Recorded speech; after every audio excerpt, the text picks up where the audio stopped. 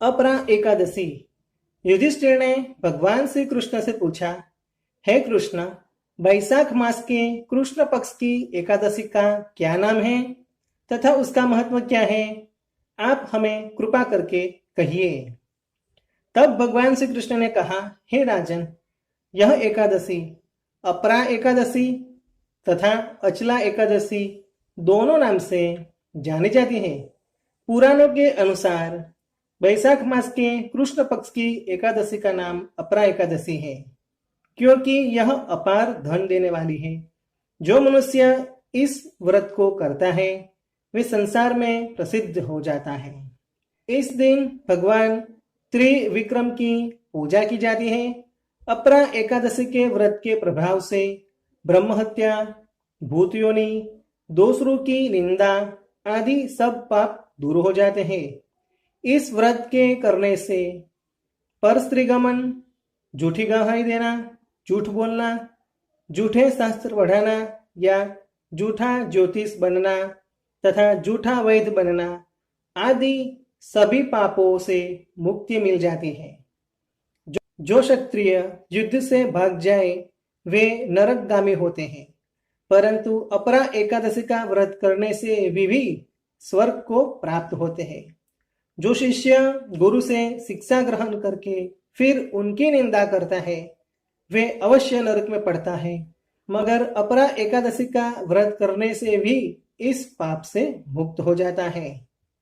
जो फल तीनों पुष्कर में कार्तिक पूर्णिमा को स्नान करने से या गंगा तट पर पितरों को पिंडदान करने से प्राप्त होता है, वही अपरा एकादशी का व्रत करने से प्राप्त होता है।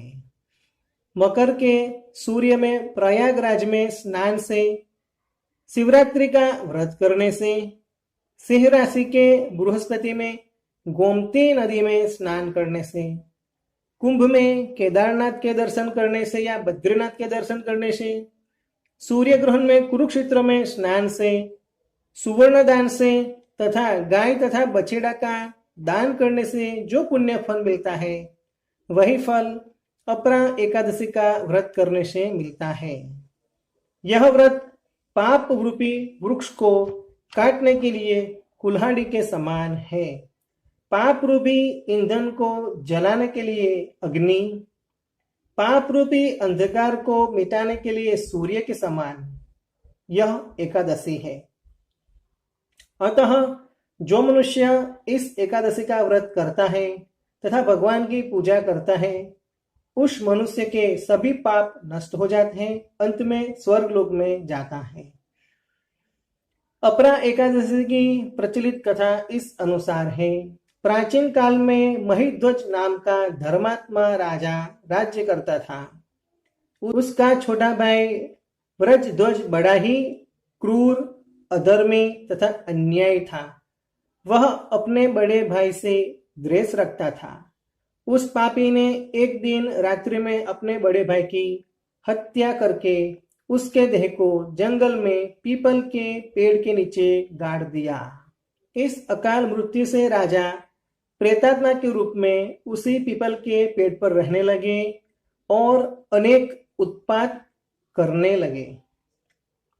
एक दिन अचानक धौम्य नाम के ऋषि उधर से गुजर रहे थे। उन्होंने प्रेत को देखा और अपने तपोबल से उसका अतीत जान लिया।